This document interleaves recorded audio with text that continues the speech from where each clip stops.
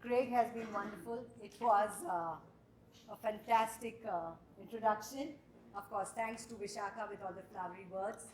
For me, this journey has just been fun, and I don't know if a lot of these epitaphs apply to me. Thanks. Today, on the eve of Women's Day, I want to say, and I see quite a few women, that's nice. I think at least 50% are women. But do all of you feel that there should be a separate Women's Day? For me, every day is a Women's Day, and that's perfect. So this is exactly what I want to say, and I'm glad that all of you all agree with me. Because there is no Man's Day, so why is there a Women's Day? Thank you. So we all agree on that. Okay? Well, he's already spoken about what I've done, and I'm here to reflect on my story and what are the things that we did right and what were wrong. I had a dream, I still have a dream that I want to create value far higher than just numbers. And the journey continues throughout. So the journey started 40 years ago. Makes me sound ancient, doesn't it? I don't feel ancient. Let's figure out if I'm ancient or not. At the age of 16, I actually started working. I was born in a traditional Gujarati family that believed in the traditional beliefs, and I was sent to a convent school where I had 2 oily braids. I had a uniform that touched my ankles and a belt at the waist. So what do you think Manisha became? Manisha was Moneybain. Now that stuck. I think the rebellious streak started then. And I needed to prove myself. I was no Moneybain. And then on, it went on to school, but the family was mired that very soon, you got to get ready, start building a house, you'll be getting married. So, there was a homemaking training. I needed to escape that. A good friend of mine said, Manisha, I have this nephew who is very mischievous and not doing well in school. Poor child, at around 11, 12, he was labeled. Of course, dyslexia was not something that people knew then. And it was a great escape for me, but what really took me on is, what can I do different for this child? How do I make him enjoy his education? So I started the play study method. We did mental maths with cricket. We painted and showed history. We had board games with geography. Suddenly from 1 student, I had 4 students, and this is when I was at the age of 15. That is when my streak of financial independence started, and I knew that I was going to create something different. So that's the lesson that I learned on patience and perseverance with the students, and that was the goal that I moved forward. Very soon I was at college, and I was studying German and French because I wanted to be a linguist. I was already doing interpretation for ocean liners that were being docked and for banks and things like that. True to family traditions, they were looking for boys for me. And when I met my very supportive husband, he said, Manisha, if not me, it'll be the next 5th or 6th boy you'll be marrying. And he said, why are you miffed that your family hasn't let you go to Germany? Because I had got a scholarship to go to Germany. And they said, oh, a co-ed education, we won't send you. And he says, I'll let you continue your German French when you go to the United States. So, of course, when I reflect back, I wonder, did I marry him because he gave me the freedom, or did I marry him for the love and affection? Well, now I can reflect back and say it's a great marriage and it's the mutual support. The decision was fantastic, and no need to reflect back what was the reason I married him. Anyway, so I reached the United States. True to our plans, I went on to study German and French. To my dismay, I realized knowing German or French in United States made no difference. You had original Germans who spoke excellent German and French. I had to maneuver myself, and I started studying a little bit of American finance. Very soon I had a job, and I started learning the ropes with them. What happened was I moved the ladder of success. I was soon the CFO. And I was the general manager. That is when I got the first taste of learning 360 degrees of the business, admin, marketing, and everything. Well, in 1992, we decided to return to India. We had created a success story there, and very few people returned to India. But my husband was in a laser machine business, and we had an opportunity to come back to India. And in retrospect, I think it was the best decision. In those days, people didn't want to leave the United States and come back. But trust me when I say, India is the place. You can make your dream, you can create something. In the United States, we would have made good money, we would have had a comfortable life and independent. But when you create your destiny, that's in India. Because that's the emerging country we have all had. So when I returned to the United States, my husband was foraying into our first fine jewelry business. I was supporting him. I had 2 young children below 5. In the United States, I had a great housekeeper and I was okay to leave my children. Here, I needed to nurture them a bit till they had full day school. Not one to sit down quietly. I started as a head class rep in school. I started doing social service where I was bridging the gap between our school and underprivileged children. I was soon helping different friends doing marketing events for them and marketing a calendar. And just then came up an opportunity to build my own business. So I launched M Square Italian Silver Jewelry. And do I need to move? So I launched M Square Italian Silver Jewelry. But unfortunately, in 1999, the government put an embargo on any jewelry coming in. So everything I created had gone, but not one to let myself down. I was with my husband at the Basel Fair, which is a watch and jewelry fair in Switzerland. And we were walking the aisles of the exhibition fair, and what did we notice? We noticed the booth Fossil. It brought back memories of when we were in the United States and we owned a lot of watches. So it's not just a watch. So the group Fossil had Fossil, DKNY, Armani, Diesel, and various brands. And we recollect having the watch on our wrist and saying, this is not just a timekeeping device. And my love for watches has always been there. We just decided overnight to write an email to the Fossil group and say we'd like to distribute your brand.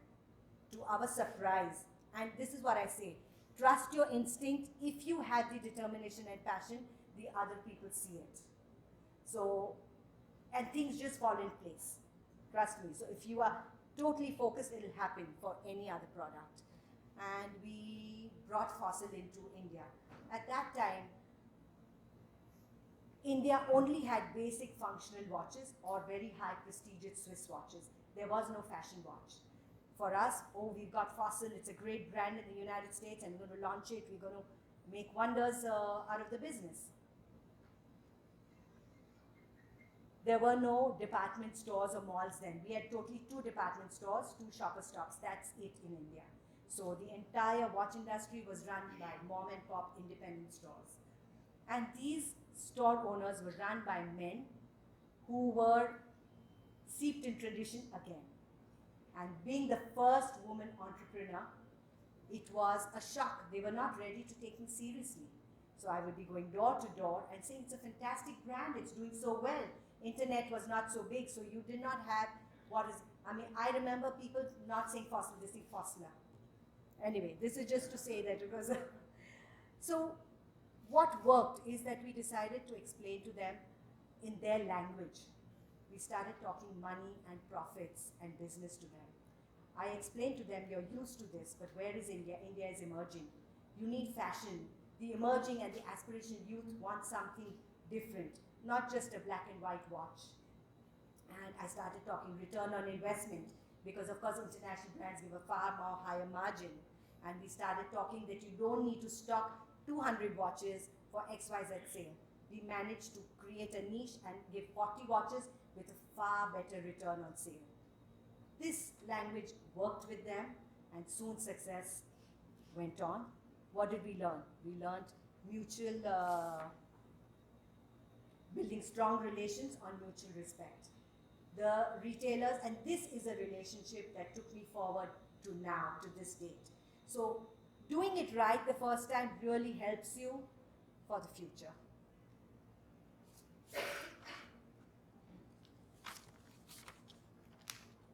As I said, it wasn't easy, and the only thing that kept us on was our team, the supportive team. We had a team that built. They were like owners. So, you know, when your team is like, feel the ownership, there is a difference because they share the same passion as you. And it was a fantastic start, all gung-ho. We built 7 brands across 7 years. I was known as a queen of the watch industry because there was no other women at that time, and we had the largest market share. By then, Shopper Stop, there were quite a few. You had other department stores and malls, and we were doing very well. In 2007, just when the going was really smooth, we were growing, and everything was perfect, life throws a curveball. And the Fossil Group said, "You're doing wonderfully well. We'd like to come in as a subsidiary. We are ready to absorb your entire organization, your people, but you will be working with us." And since all of y'all are entrepreneurs, one thing is, once an entrepreneur, you're always an entrepreneur. Would any of y'all be able to report to someone else? Would you be able to dilute your dream? And that's what I couldn't do. And it was a big risk, and I must say thank you to the 350 strong team. We had the fear of going from 100 to 0, but at that stage, it was my team who said that we created from 0 and we'll reach the numbers again. We could have taken legal action, but we didn't. We decided to go in for a win-win negotiation. We spoke to the Fossil Group, sat down. We had started a small retail chain, Just Watches, just in vogue in those days, but we had only 4 stores. And we said that we are ready to not go into legal battle, but we want you to cede our territory across 3 years. So we had a structured exit of 3 years, which gave us that 33% is the only thing that we had to replace. This is where I say that whatever life throws at you, you have an opportunity to sit down calmly and think about it and see what you can do. Second thing we negotiated with them is that forever in India, we remain as their preferred retail partner. And that is what has really assisted us in moving our retail to 76 stores in 37 cities. We hope to be 100 by next year.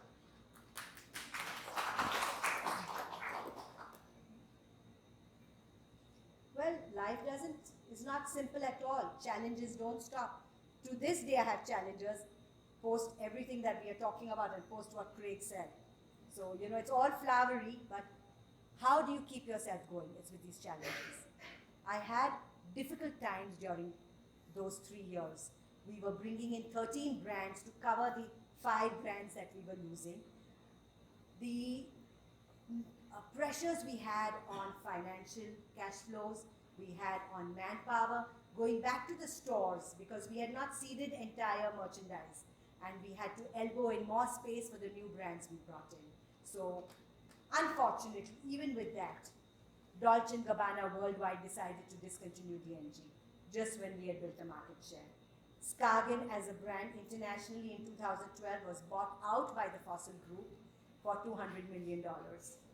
So that's a dream, remember that number. At some stage, I want to create that value of $200 million. It's a dream, how will I do it? I don't know. I have a lot of years to go.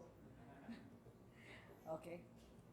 So, and that's when we realized we built the next year in 2015. Kenneth Cole, the license holder of Kenneth Cole went bankrupt. So overnight, brands that we had created were slowly out. And that's when we sat down and said, how do we control? So you let adversity get to you or you create something new. You create a triumphal point for yourself. And that's what we did.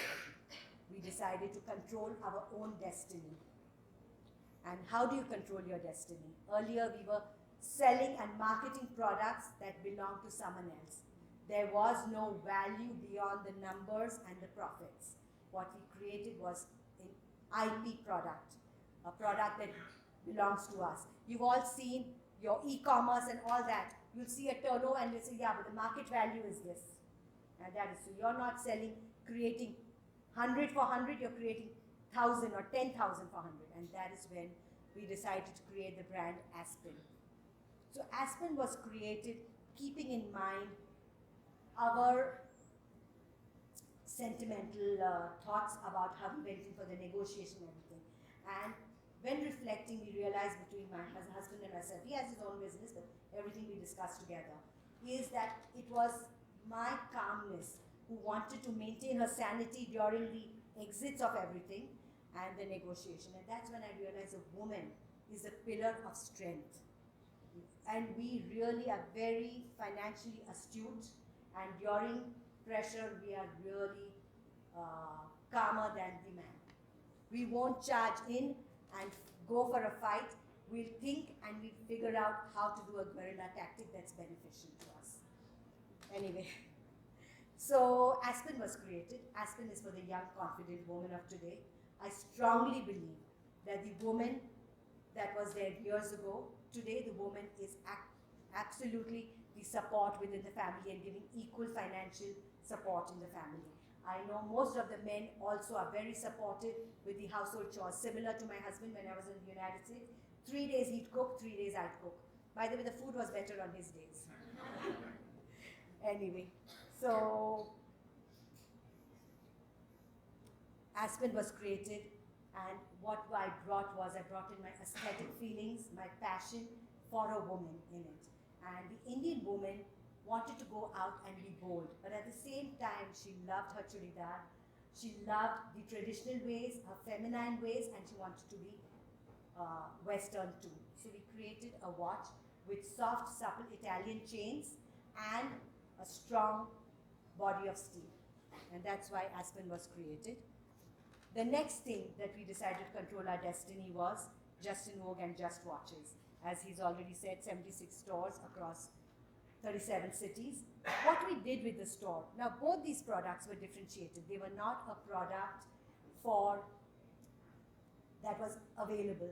In those days, a watch store was always double, triple the size of our current store. We went in with 500 to 700 square feet, and we went in with a bold look of yellow and red. Yellow for sunshine, red for bold. So we used to say that we're giving an atmosphere of powerful and happiness. We kept minimal staff to ensure that you have a comfortable place to shop. We would ensure and curate the merchandise to 50 products within a niche and not overcrowd with everything. Similarly, we had a service center. Anyway, everything was great and business was running well. That's when I decided the main thing is the best leader is one who leaves his people alone. He only sets the rules and then does something very difficult. This leader lets things play out naturally. His team makes decisions, and it is not easy being a witness when one has the power to rule. And it's a difficult thing. You see things. In the beginning, you'll feel you're going to give your response to someone else. You'll see it's 60%. Next month, it's 70%, 80%. They will soon reach 100% of yourself, but stop the itch of butting in. So that's when I decided to go out and learn. Constant learner. So everything that I'm talking about, like when I was in the distribution, I learned about watches and product. That's how I could create Aspen.